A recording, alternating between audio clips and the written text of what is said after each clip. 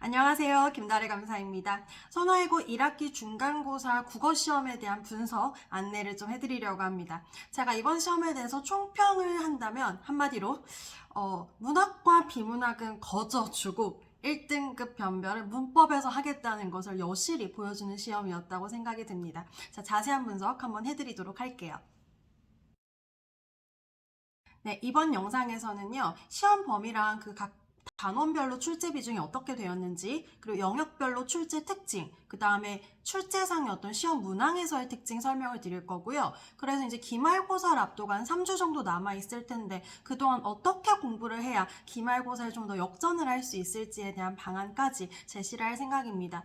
재원생들 학부모님들께는 이 시험 전체 문항에 대한 분석지, 해설 자료를 이제 파일로 보내드릴 거고요. 재원생은 아니지만 내가 이 영상을 보게 되었다 하는 학부모님들 혹은 학생들이 있을 거예요. 자, 영상 하단 그 댓글창에다가 그 해설지 파일을 공개 파일을 올려줄 테니까 다운로드 받아서 이제 좀 참조하시고 다음 시험에 대비하는데 도움을 받으시기 바랍니다.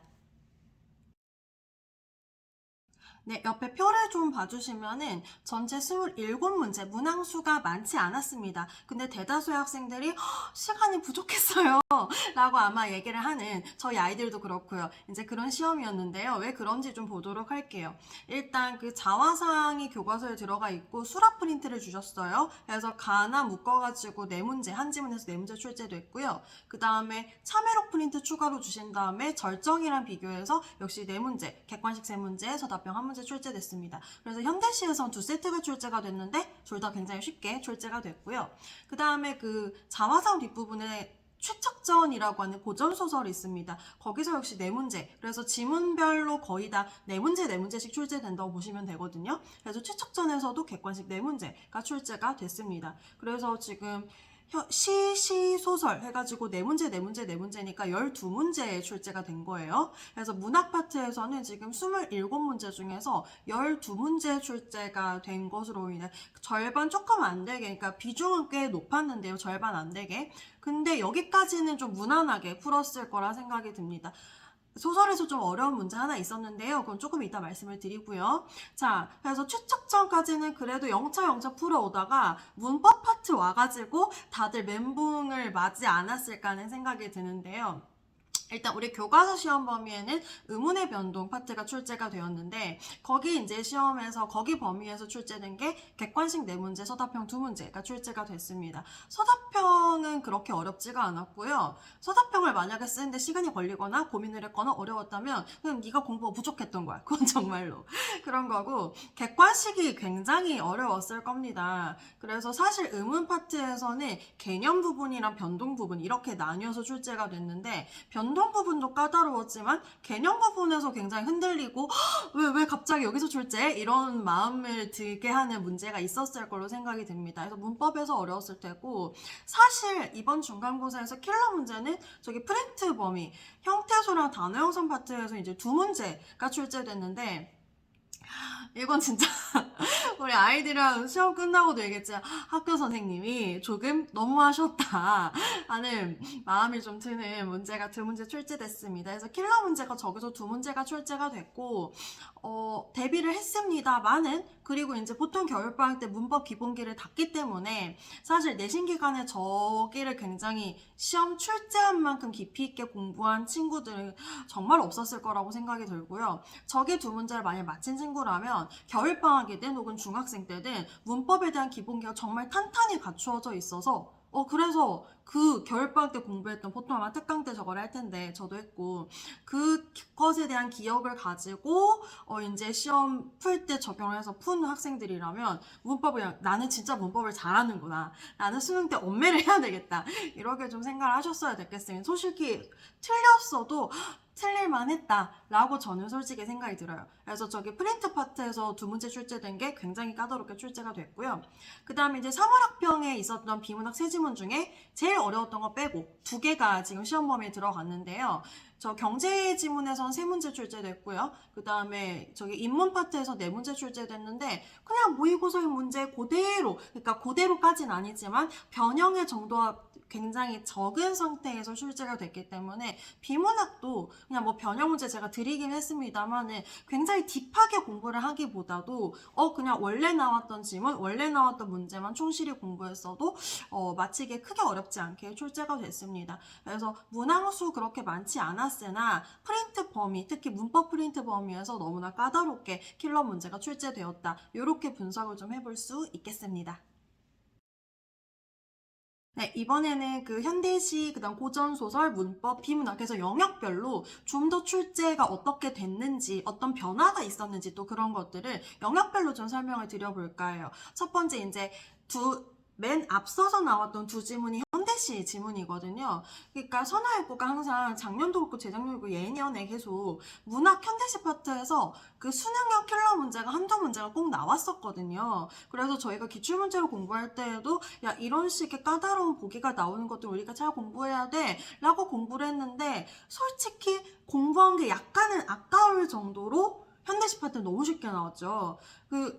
이게 만약에 쉽지 않았다면 일단은 제 생각엔 정말 공부가 부족했거나 아니면은 학교 수업을 안 들었다라는 생각이 좀 들을 수 있어요. 그러니까 학교 수업을 좀 소홀히 하고 뭐 제 수업이든 아니면 다른 학원 수업에 되게 치중을 한 친구들이었다면 오히려 어려웠을 수 있을 것 같고요. 현대시 파트가 학교 선생님이 필기해준 부분에서 거의 그대로 출제가 되었습니다. 그래서 뭐 함정 요소나 까다롭게 만든 구성이 없었고 현대시에서 그 역설 부분의 외부 연계 문제가 출제됐죠. 여태까지 선화예고에서 외부 연계 문제를 출제를 하는 학교가 아니었는데 학교 선생님께서 예고를 해주셨어요.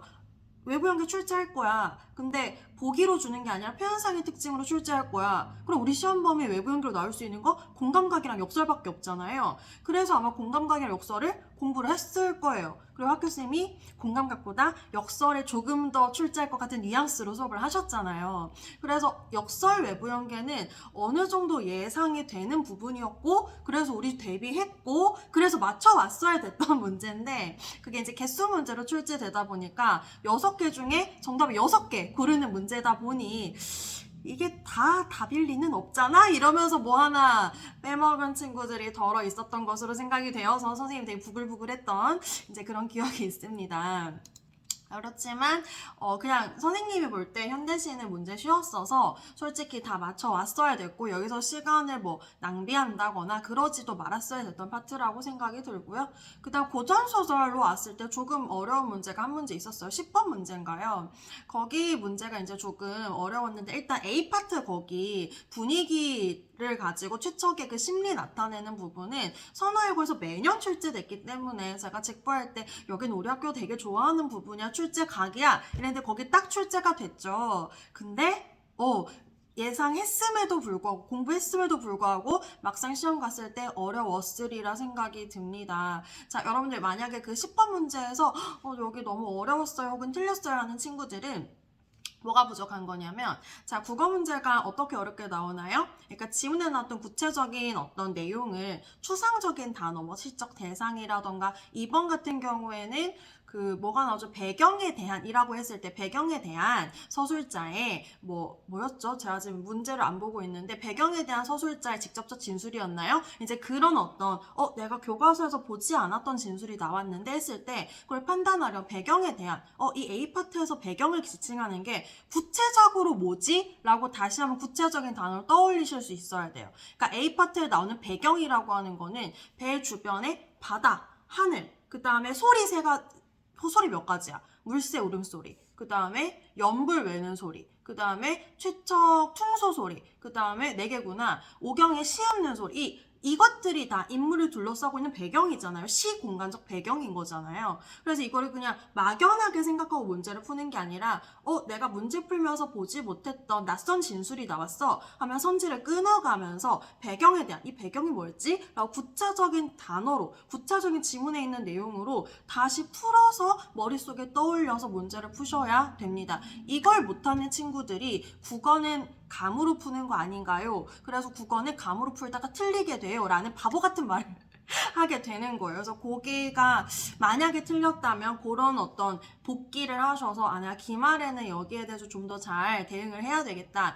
이런 부분에 내가 조금 더 꼼꼼하게 공부를 해야 되겠다. 라고 생각을 하셔야 되겠고요. 제가 방금 말씀드린 거는 내신뿐만 아니라 수능에서도 쓰는 전략이기 때문에 수능에서도 출제자들이 흔하게 쓰는 전략이기 때문에 결국 국어에서 특히 문학 파트에선 이거 잘 하셔야 돼요. 지문에 나오는 내용을 추상화된 단어로 선지에 나왔을 때 이걸 다시 구체적인 지문과 대응시킬 수 있는 그런 능력이 필요합니다. 제가 문학에서 드릴 수 있는 코멘트는 이 정도인 것 같고요. 아, 문법이 진짜 너무했죠. 좀 너무했다고 생각이 들어요.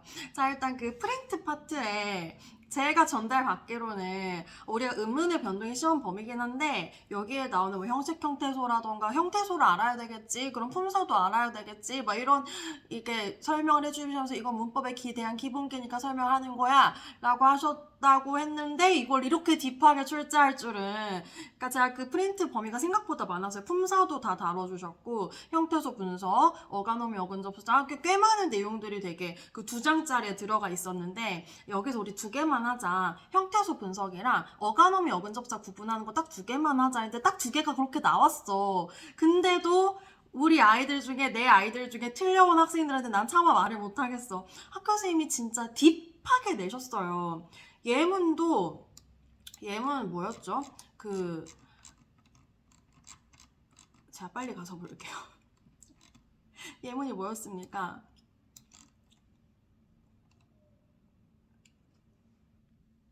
낯선 이가 날 불렀다잖아요. 그러니까 낯설다의 낯 플러스 설다, 거의 설다의 니은 분석되는 거, 이가 형식 형태소가 아닌 거, 그 다음 날 불렀다의 날이 나를로 분석되는 거, 불렀다도 부르다, 부르었다 이렇게 불규칙 활용 용어를 쓰는 게 이런 형태소 분석이고 2학년의 언매를 선택하는 학교에서도 내신 문제 저렇게 출제하면 꽤 엄청 어려운 문제라고 판단을 할 수 있는 예문이었어요. 그러니까 여러분들이 만약에 틀리셨다면 내가 공부를 했는데 왜 이렇게 틀렸지? 나는 뭐 이렇게 내 노력의 부족인가? 이렇게 자책하실 필요 없고 솔직히 제가 볼 때는 아, 틀릴만 했다. 학교쌤이 틀리라고 냈는데 틀릴만 했다.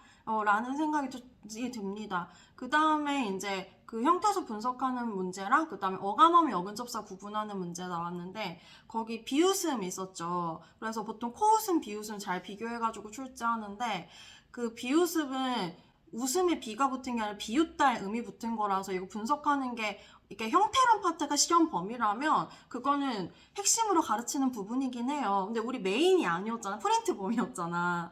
그래서 거기까지 대비하기가 쉽지 않았을 텐데 그 다음에 선생님 선지 구성하신 거 보면은 용어 가지고 장난치셨죠. 그래서 어간에 대한 설명인데 어근 이렇게 넣는 것들, 용어 대치하는 거. 그래서 이런 것들을 보면은 진짜 어렵게 출제가 됐다. 정말 프린트 파트에서는 그렇게 이제 설명을 드릴 수 있을 것 같고요.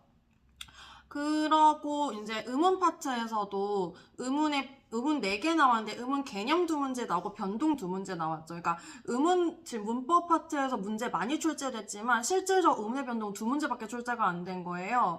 그러니까 여러분들이 당연히 문법 파트 풀면서 멘붕이 올 수밖에 없었다고 생각이 들어요. 그러니까 시험 전날에는 변동하는 거 봐. 이게 자문 단순화였나? 이게 탈락이었나? 막 이런 변동하는 부분에서 되게 깊이 있게 공부를 하셨을 텐데 막상 시험 갔더니 개념을 했어. 학교에서도 하고 나도 했어. 근데 전날에 열심히 하는 부분은 아니잖아. 근데 거기에 대해서 2문제나 나왔다 보니 당황을 한 친구들이 분명히 있었을 것 같아요. 그 다음에 변동도 2문제지만 겉으론 2문제지만 2문제 아니었잖아. 예시 단어가 10개였잖아. 그 다음 A부터 J였나요? 예문이 너무 많았잖아. 그러니까 이거 하나하나 판단하기가 까딱 실수하면은 나가리 될 수 있는 문제 유형들로 출제가 되어서 그러니까 여러분들 체감 난이도가 되게 높게끔 출제가 됐던 부분이 맞습니다. 그래서 문법에서 1등급 변별을 하려고 작정하고 낸 시험이었다. 이렇게 보이고요. 비문학은 아까도 말씀드렸지만 그냥 원래 문제, 저는 이제 변형 문제도 드리고 뭐 이것저것 했지만 사실은 그냥 딱 그 3월 학평에 나왔던 원래 지문, 원래 문제만 좀 꼼꼼하게 2-3번 3회독 정도 했었으면은 그냥 무난하게 마칠 수 있는 정도로 출제가 됐고, 맨 마지막 문제 어휘 문제도 어휘 푸는 기본적인 능력치만 있었다면 무난하게 마칠 수 있었던 부분으로 보입니다. 총평하자면은 그 최착전의 그 한 문제 빼고는 문학이든 비문학이든 되게 무난하게 출제가 됐고, 그러니까 문법에서 제가 이렇게 공식적으로 쓰는 그 PPT랑 파일이어서 그 명시하진 않았지만 저는 솔직히 문법으로 조지겠다는 생각이 문법으로 조지는 시험이구나 이런 생각이 드는 그런 시험으로 저는 보입니다. 네, 이제 그 다음 슬라이드에서는 문제상에 좀 특이한 부분들이 있고요. 여태까지 출제되었던 선화예고의 어떤 출제 경향과 달라지는 부분들이 꽤 많이 보였기 때문에 그 부분들을 좀 확인을 해야 기말고사 대비에 좀 더 효과적일 것으로 보여서요. 그 부분들도 좀 짚어보도록 하겠습니다.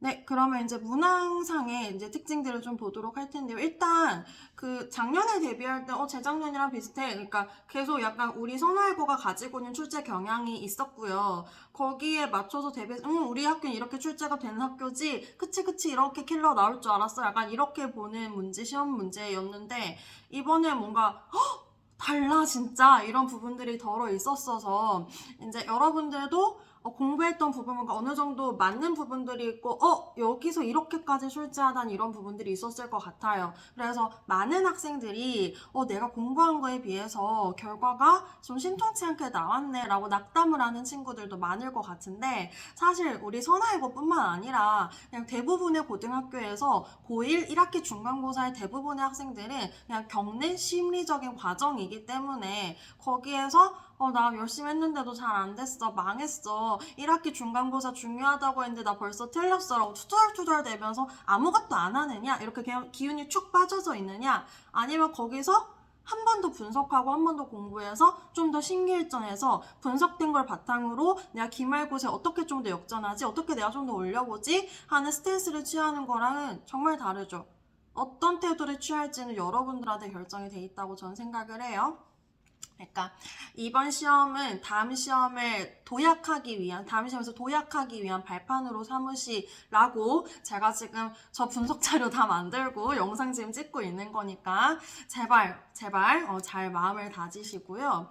그러니까 문학에서는 설명드릴 거 앞에서 거의 드린 거 같은데요. 문학에서 하나 더 말씀드릴 건 프린트. 그러니까 문법도 그렇지만 문학에서도 프린트가 진짜 중요했다고 저는 시험을 봤더니 더 확 체감이 되네. 그러니까 제가 이번 내신하면서 프린트 받을 때 이 프린트는 작년에 안 줬던 프린트인데 하면서 받았던 프린트들이 있었잖아요. 근데 거기서 시험 문제가 꽤 많이 반영이 됐어요. 그리고 그거는 교과서에도 없고 보통 자화상이나 최적점이 출제될 때 일반적으로 출제가 되는 포인트들도 아니었단 말이에요. 그러니까 학교 선생님 필기, 그 다음 프린트에 나오는 내용, 이런 것들이 진짜 시험에 많이 적극적으로 반영이 되고 있는 게 눈에 보였기 때문에 학교 수업 제발 열심히 들어오세요. 물론 제가 수업 열심히 잘 하고 자료 빠방에 준비해주고 하지만 출제는 학교 선생님이 하시니까 학교 선생님 수업 제발 잘 들어오시고 프린트 내용이 시험 문제에 상당히 많이 반영됐다. 그게 저는 너무 눈에 보이고 있거든요.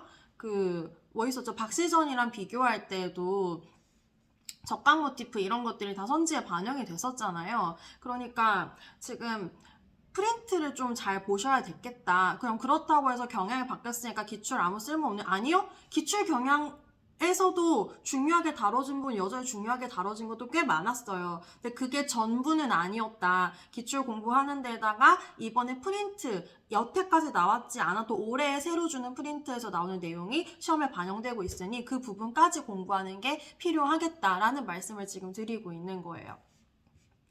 여러분들 저는 솔직히 그 문학 보면서 내가 쉬었다 하는 게 내가 짚을 때 다 짚어준 거잖아. 1번 문제부터 자화상이랑 수라랑 우리 비교하는 거 내가 1번부터 14번까지 해줄 때 행동의 반복부터 짚어줬는데 1번에 딱 나왔잖아.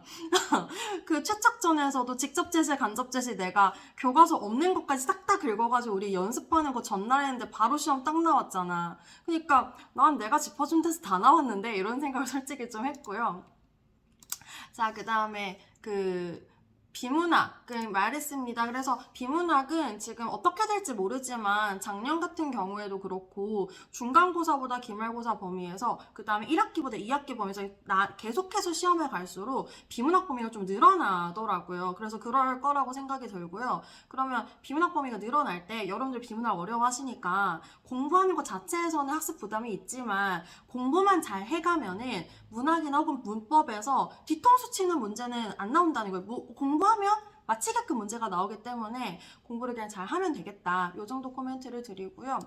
문법은 앞에서 이제 드릴 수 있는 말씀 거의 드린 것 같은데 역시 학교쌤이 이렇게까지 메인하게 딥하게 내실 거라 예측하기 어려웠던 형태론이 지금 출제가 된 거에서 일단 학교 프린트가 중요하겠다. 그 다음에 의문 파트에서도 변동 두 문제, 개념 두 문제, 개념에서 지금 두 문제가 나온 거는 되게 퍼센테이지가 큰 거거든요. 그러니까 지금 일단 학교 프린트에서 학교쌤이 좀 중시하는 부분이 문제에 굉장히 많이 반영되고 있다는 게 문법에서도 드러나고 있고, 두 번째로는 이제 문제 안의 내용을 보게 되면은 학교 선생님이 단순히 문제풀이를 많이 해가지고 문제에 대한 학습이 된 친구보다 개념 자체, 용어 자체를 굉장히 중시하는 문제를 출제하고 계시는구나 하는 게 굉장히 체감이 됩니다. 그러니까 이번에 어간하고 어근의 그 단어 가지고 함정선지 하나 냈죠. 그 다음에 의문에서도 변동 두 문제, 개념 두 문제를 출제했던 개념 자체를 되게 중시한다는 게 느껴지고요. 그 다음 응변 시험 범위에 대해 형태론의 프린트를 주고 이렇게 자세하게 가르쳤다는 것 자체가, 그러니까 시험을 대비하는 우리 입장에서는 너네나 나나 같은 입장이니까 왜 이렇게까지 출제해 싶지만, 그러니까 가르치는 사람, 정말 국어 선생의 입장에서는 그치, 의문 가르치려면 형태론 이렇게 가르쳐야지. 형태론이 문법의 기본이니까. 그러니까 가르치는 선생님 입장에서는 그렇게 가르치는 게 맞지 하고 동의가 돼요. 근데 저는 또 여러분들과 같이 시험을 대비하는 입장이니까 그걸 이렇게까지 낸다고? 하는 마음도 동시에 드는 거죠. 그러니까 정리하면 그 프린트 중요하다는 얘기 계속 하고 있고, 학교 선생님의 기본기, 그 다음에 용어 이런 것들을 굉장히 중시해서 출제한다는 게 중간고사에서 너무 밝혀졌기 때문에 기말고사에서 여기에 주안점을 둬서 공부를 좀 해야 되겠다. 그러니까 학생들 선할 특히 많다고 저는 좀 생각이 드는데, 공부하다 보면 머릿속에 들어가겠지 하고 내가 기본기 중요해, 용어 중요해, 암만 떠들어대도 암기자료 주고 뭘 각다를 해도 그냥 예문 위주의 공부를 하는 친구들, 그 다음에 제가 의문의 변동 프랙티스 예문 싹 모아가지고 드렸는데 오지선다 문제만 풀고 마지막에 그 노가다 하는 거는 안 한 친구들 꽤 많았잖아요. 그 노가다 하는 거 해야 된다고요, 여러분들. 노가다 하는 거하고 용어 외워야 되는 거 외우고, 여러분들이 귀찮아하는 그 공부하다 보면 딱 귀찮은 그 지점 있죠. 아, 이것까지 해야 돼? 그거 해야 된다고요, 여러분들. 그거 해야 된다는 게 이번 기말고사에 기말고사란다. 중간고사에서 너무 잘 보였다고 생각이 듭니다. 자, 마지막. 이 진짜 특이하다. 아니, 진짜 이번 중간고사에서 정말 변화점이다 라고 딱 보이는 게 개수 문제죠. 그러니까 모두 고르시오 문제는 계속 출제가 됐었어요, 선화에서. 그래서 모두 고르시오가 이제 네 문제 출제가 됐는데 개수 문제가 네 문제가 출제가 됐거든요. 그리고 개수 문제에서 진짜 함정 문제 하나 있었죠. 앞에서 계속해서 적절한 거 고르라고 하다가 몇 번이었는지 기억 안 나는데 마지막에 그 적절하지 않은 것의 개수 고르는 거 있었단 말이에요, 문법에서. 거기서 엄청 또 실수한 친구들이 있었어요. 그러니까 개수 문제가 나오게 되면, 그러니까 저 문제 유형은 그 여고에서 정말 내신 따기 힘든 여고에서 학교쌤들이 출제하기 되게 좋아하시는 문제 유형이에요. 조져버릴 수 있거든요. 자꾸 비속어 써서 미안해요. 그러니까 학교생들이 이렇게 개수 문제로 출제하면 변별력을 확 높일 수 있기 때문에 출제하기 너무 좋으시고요. 그리고 이제 우리 같은 경우에는 예문이 막 6개, 8개 나왔어요. 여기서 하나라도 판단 잘못하면 그냥 나가리기 때문에 여러분들 학생들을 너무 싫어하는 문제 유형인데 이번에 그게 안 나오다가 4문제나 나왔죠. 이게 와, 눈에 제일 띄는 큰 특이점이었다고 생각이 듭니다. 그러면 우리 어떻게 해야 되겠니? 내가 늘 얘기하지만 오지선다 문제 맞았다고 넘어가는 게 아니라 하나하나 분석하고, 문법에서는 예문 하나하나 분석하고, 내가 수업 시간에 그거 다 해주잖아. 수업 시간에 내가 하는 걸 구경하는 게 아니라 여러분들이 하셔야 돼요. 자, 기말고사는 이것에 대한 중요성을 지금 더 체감했기 때문에 여러분들 더 들들 볶을 생각입니다. 그래서 좀 기말에는 심기일전에서 잘 따라와 주시기를 바라고요. 그래서 제가 볼 때는 객관식 한 3문제까지 틀려도 됐지 않았을까. 진짜 좀 어려웠다는 생각이 많이 들어서 1컷을 90점이나 89점 정도로 감히. 근데 또 결과 나오는 거 나와봐야 돼요. 근데 제 생각에는 저 정도 선에서 1컷이 나오지 않을까 하는 생각이 듭니다. 자, 그래서 드리고 싶은 말씀이 좀 길다 보니 이번 영상이 좀 길게 촬영되고 있는데요. 자, 마지막 슬라이드 설명드릴게요. 네, 그래서 중간이랑 기말 사이에 이제 3주 정도 남을 텐데요. 그 사이에 일단 공부를 제안하고 싶은 두 가지입니다. 첫 번째는 이제 문법. 문법이 지금 킬러로 나오는 걸 이미 너무 확인했기 때문에 문법을 안 할 수가 없죠. 그리고 얘들아, 우리 1학기 시험 범위 들어가는 문법. 의문의 변동, 한글 맞춤법, 그 다음 2단원에 있는 문법 범주 있죠. 높임, 비동, 시제, 인용 중에서 제일 쉬운 게 뭐예요? 은변이에요. 그러니까 이번 시험에도 은변을 틀는 친구들 별로 없을 거란 말이야. 좀 있지? 그러니까 여기 세 개 중에 은변이 제일 쉬워요. 한글 맞춤법이랑 문법 범주는 난이도가 훨씬 올라갑니다. 게다가 지금처럼 용어, 기본기, 중요한 출제 경향이라면 여기서 얼마든지 어렵게 낼 수 있는 여지가 엄청 커져요. 그러니까 여기는 그냥 단순히 시험에 나오는 내용만 숙지하는 게 아니라 진짜 용어, 원리, 기본기 하나하나 꼼꼼하게 공부하는 게 너무너무 중요하고 그 부분에 대해서는 지금 요사에 기말 들어가기 전에 한 번 더 좀 돌려주고 선행 미리 해주고 들어가는 게 너무 중요하겠다. 꼭 좀 했으면 좋겠고 물론 제가 그래서 그 수업을 깔았어요. 그래서 그 수업을 들으면 되게 도움이 되게 구성을 할 텐데 만약에 저 수업을 안 듣더라도 기말고사 문법 한번 선행을 하고 내신에 들어가는 게 너무 유리할 것으로 생각이 듭니다. 또 하나는 이제 비문학. 여러분 그냥 내신과 내신 사이에는 비문학 공부를 깔아놓는다고 생각을 하세요. 내신 때는 내가 숙제를 뭐 몇백 문제 주잖아. 200문제를 주면은 내신 때 막 국어만 하나? 다른 거 막 쏟아지지. 실기해야 되지. 너무 힘든데 비문학 할 시간이 거의 없잖아요. 그러니까 내신과 내신 사이에 수능 공부를 한다고 하는 건 약간 이 사고의 전환이나 시선의 전환이 되기도 해요. 내신만 하다 보면 되게 시야가 좁아지거든요. 좀 그러다가 넓게 넓게 보는 이 머리를 돌리는 훈련이 되는 게 좀 되게 중요하고요. 천하 같은 경우에는 지금 벌써부터 중간고사부터 비문학이 들어갔기 때문에 계속해서 비문학이 들어갈 가능성이 커요. 비문학 공부를 미리 해둔다는 것은 내신과도 전혀 무관하지 않습니다. 공부 좀 미리 해놓는 게 도움이 되겠다. 그래서 두 가지 문법 선행하고 비문학하고 문학도 하면야 좋겠지만 일단 기말고사가 발등에 불이 떨어졌는데 기말고사를 위해서를 생각한다면 문학은 좀 우선순위에서 후순위로 밀린다 정도로 말씀을 드릴 수 있을 것 같습니다. 지금 선호하고 이번 중간고사가 저한테도 굉장히 변화가 크고 좀 충격적이었던 부분이 있기 때문에 제가 원래 이거 영상을 10분 안 되게 찍는데 지금 말이 좀 많이 길어졌어요. 뭐 배속을 하시든 하셔서 좀 끝까지 본 학생들이나 혹은 학부모님들이 많으셨기를 바랍니다. 도움이 되셨기를 바랍니다. 네, 여기까지 들어주셔서 감사합니다.